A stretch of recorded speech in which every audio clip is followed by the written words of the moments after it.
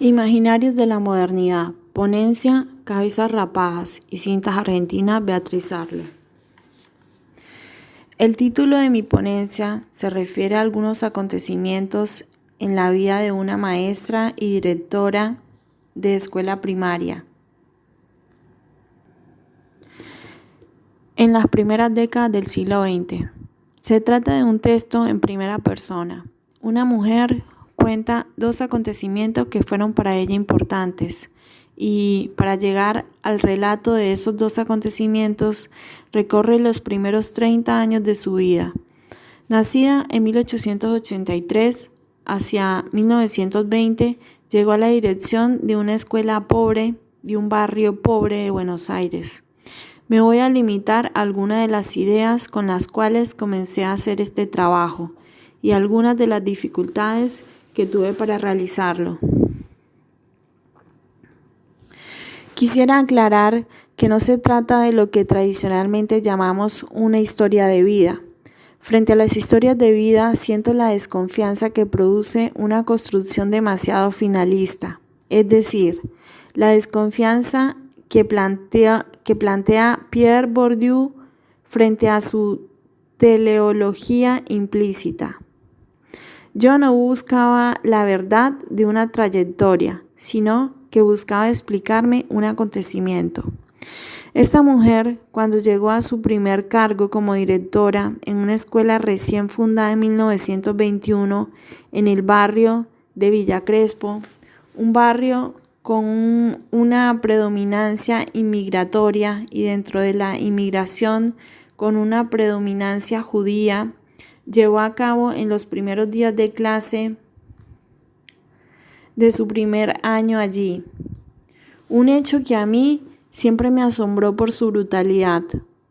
Ve entrar a los chicos a la escuela, salidos de conventillos que todavía existen hoy. Separa a una buena parte de los varones que van entrando y los deja en el patio. Las clases se inician con el resto de los alumnos. Mandó llamar al peluquero del barrio y le encarga que rape las cabezas de todos esos chicos que permanecían en el patio.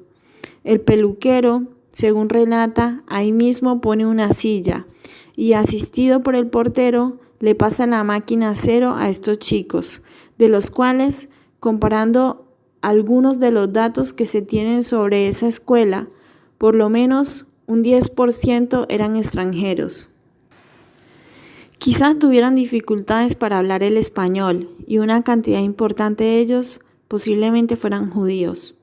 En el curso de una mañana, el patio queda cubierto por una especie de blanda alfombra de pelos de chicos pobres. La explicación que ella da es que la escuela se iba a llenar de piojos si esos chicos conservan sus cabelleras, y que lo primero que ella debía hacer era dar una lección práctica. Este relato siempre me impactó, como creo que me impacta a cualquiera que iba en los años 90 por su brutalidad. Pero siempre me impactó también que esa brutalidad fuera ejercida por alguien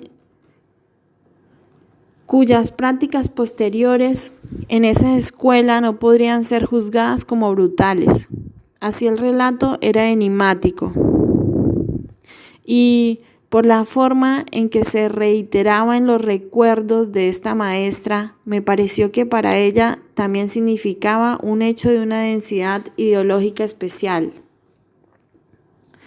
Construyendo una estructura significativa con esta mañana de las cabezas rapadas, esta mujer, algunas semanas o algunos pocos meses después, decide que esa escuela tiene que caracterizarse por algo, por cierta dignidad en su presentación física. En ese momento, todos los que conocen la historia de educación argentina lo saben. Las fiestas patrióticas y especialmente el 25 de mayo se celebraban en plazas públicas.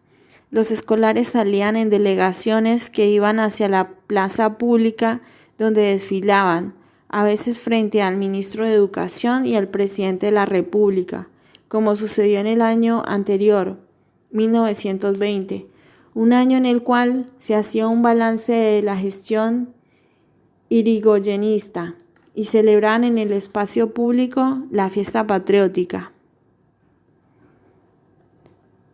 Para esta celebración, esta mujer se propone algo especial, algo que debía diferenciar a la escuela pobre, a una de las escuelas más pobres del distrito séptimo, que ya era un distrito pobre en el conjunto de las escuelas de Buenos Aires. Compra metros y metros de tafetas blancas y celeste y los cose formando los colores de la bandera argentina. Cortados en cinta, los lleva a la escuela para repartir un moño argentino, para que cada una de las chicas se pusiera en la cabeza y cada uno de los muchachos llevara como corbata.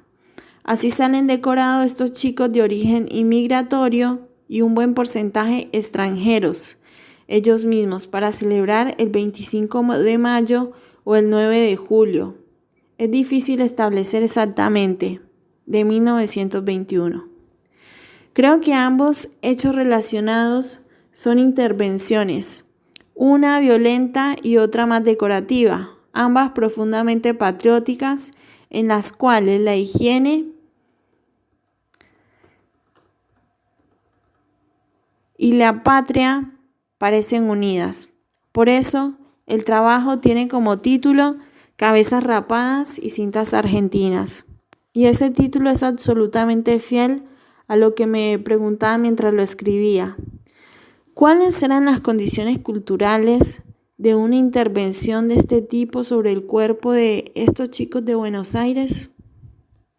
En el curso del relato que hace esta mujer de su formación como maestra, se podría decir que ninguno de los elementos por sí solo conduce necesariamente al día de las cabezas rapadas. No hay nada que lo anuncie, no hay ninguna necesidad en cada uno de los elementos y, sin embargo, el día de las cabezas rapadas no puede ser explicado sin la suma muy articulada y muy matizada de los datos de su vida anterior. Esta mujer cuenta, en realidad, una historia de éxito. Hija ella misma de inmigrantes, de una madre analfabeta, criada en una casa donde los únicos libros que entraban eran los libros de la escuela, donde los únicos impresos que existían eran los de la escuela. Encuentra primero en la primaria y luego en el colegio normal la posibilidad de recorrer un camino que la libere de su destino de costurera, de su destino de obrera manual, encontrando ese camino que es exitoso. Ustedes saben que había pocas escuelas normales hacia fines del siglo XIX en la Argentina y que no eran muchos sus estudiantes, es decir, que quienes asistían a ellas encontraban rápidamente una ubicación dentro del sistema educativo. Esta mujer se confirma y confirma el paradigma del normalismo, que funcionó en las últimas 2 décadas del siglo XIX y en las 2 primeras del XX, muy acentuadamente. Entonces no hay ninguna necesidad en cada uno de los hechos, pero al mismo tiempo su articulación reafirma un paradigma que de alguna manera arroja sus sombras sobre la mañana en que esos chicos son sometidos a esta operación compulsiva de peluquería escolar.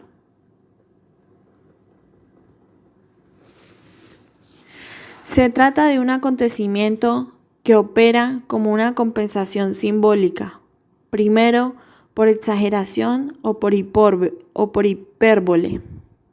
El carácter hiperbólico de la intervención no proviene de las instrucciones que dan los libros de lectura a los niños para que se laven las manos o para que se higienicen.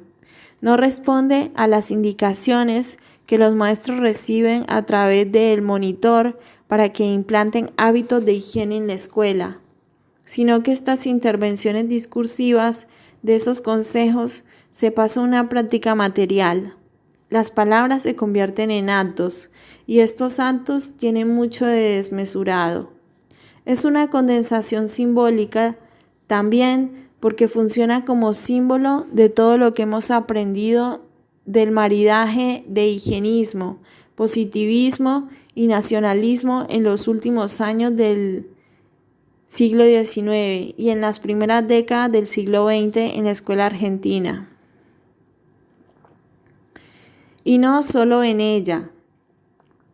Y es una condensación simbólica porque funciona por metonimia. Hay un desplazamiento del discurso patriótico a las cabezas de las personas. Hay un desplazamiento de las cabezas, consideradas conceptualmente como el lugar que la escuela tiene que modificar, enriquecer, estructurar y preparar, a las cabezas consideradas físicamente. Nos desplazamos de cómo se forma idealmente una buena cabeza a cómo se forma materialmente una buena cabeza, y en ese pasaje aparecen las tijeras del peluquero. Una serie de figuras del discurso acentúan el carácter de condensación que tiene este acontecimiento, y la hipérbole, el símbolo y la metonimia funcionan en un acto que podría ser leído como una alegoría de la intervención de la escuela pública sobre los sujetos educativos. Hoy es extremadamente sencillo condenar el acontecimiento narrado desde posiciones ideológicamente correctas. Es muy sencillo decir que esta señorita era brutal, había internalizado el discurso regularizador y homogeneizador del Estado y no podía sino encaminarse a realizar este acto en esa mañana de 1921. Quise no ir tan rápido ni hacer que las cosas fueran tan fáciles. No sé si lo he logrado, pero traté de no tener sobre este hecho de 1921 una perspectiva anacrónica. Quise no juzgarlo como lo juzgaría si hubiera sucedido en la Argentina de estos años. Quise, más bien, entender las condiciones de posibilidad del hecho. La otra cuestión que me propuse fue no leerlo privilegiando la cuestión de género. Parecía un hecho como preparado para aplicar las teorías de género. Una maestra exitosa que logra su independencia a través del normalismo que le proporciona un paradigma educativo del funcionamiento en la sociedad. No quise hacerlo por varias razones. Una de ellas fue porque me pareció que cruzar algo que estaba próximo a la historia de vida con una perspectiva de género iba a resultar en un texto ejemplarizador del texto Domitila o Rigoberta, o de los cuales quería mantener separada a esta maestra. No quería ni presentarla Foucaultianamente como un personaje brutal, ni hacer la epopeya de la mujer y su historia de vida que terminará iluminándola como una heroína de un capítulo más o menos trabajoso y olvidado. El perfil que fue apareciendo de esta mujer, después de que traté de evitar estos dos peligros, fue el de una especie de robot estatal, y ahí se abre otra avenida para este trabajo, avenida que no he recorrido del todo, pero que me parece que es uno de los grandes temas de la Argentina, de las 3 primeras décadas de este siglo, que tiene que ver con la eficacia del Estado en la formación de sus servidores públicos. Realizando el trabajo me vi obligada a leer y a citar largamente los materiales discursivos desde libros de lecturas a instrucciones para maestros preparados, desde 1880 hasta 1921, cuando se recorren esos materiales y específicamente el monitor de la educación. Se tiene la impresión de estar frente a un Estado que en la Argentina se ha desvanecido, que no se ha desvanecido con Menem, sino bastante antes. un estado, en principio, que sabía todo respecto de la sociedad. Esto es una exageración, nunca se sabe todo respecto de nada, pero admitamos la frase, que estaba educando. Muy notablemente quedan registrados hasta los programas de estudio con los cuales esta maestra había cursado la escuela normal. ¿Cuántas horas le habían enseñado castellano, literatura, matemática, pedagogía? Los informes de cada uno de los rectores de las escuelas normales, que eran poco más de una decena en el momento en que ella se forma, son una especie de registro impresionante donde se cruza el día a día de la escuela con los ideales educativos que están conformados ese día a día. Las estadísticas que se publican en el monitor, hay 2 o 3 estadígrafos trabajando permanentemente para el monitor. Informan de manera muy exacta sobre la composición social, demográfica de cada una de las escuelas de los distritos de Buenos Aires. Se puede saber cuándo, qué día, de qué mes, de qué año esta y otras maestras realizaron ciertas acciones. Es decir, un estado que, a juzgar por los documentos, era extremadamente eficaz en la construcción de un saber sobre sus propias prácticas y, al parecer, extremadamente eficaz en la transmisión de la disciplina y de los conocimientos desde la estructura burocrática hasta la cotidianeidad de la escuela. La otra cuestión a la que traté de acercarme es la de lo que sucede con la cultura de los sectores populares y migratorios, de donde viene esta maestra. Cuando esta cultura se construye en ausencia de los medios de comunicación a distancia, que son los medios de comunicación característicos a partir de 1929 en la Argentina. A partir de 1929, como todos ustedes saben, comienza la radio en la Argentina y ya en la década siguiente se implanta de una manera extremadamente sólida, persistente y persuasiva. La formación de esta mujer y el acto de ella en su escuela en 1921 son anteriores a este momento, en el cual se podría decir que la educación de los sectores populares pasa a resultar de un cruce de medios de comunicación de masas y escuela. En ese trabajo traté de ver qué pasaba antes de que esta ecuación se implantara. ¿Cuál es la importancia que lo escrito tenía en la configuración del cotidiano de estos sectores pobres, trabajadores y urbanos? Otra cuestión sería si pensáramos en sectores rurales y recientemente alfabetizados.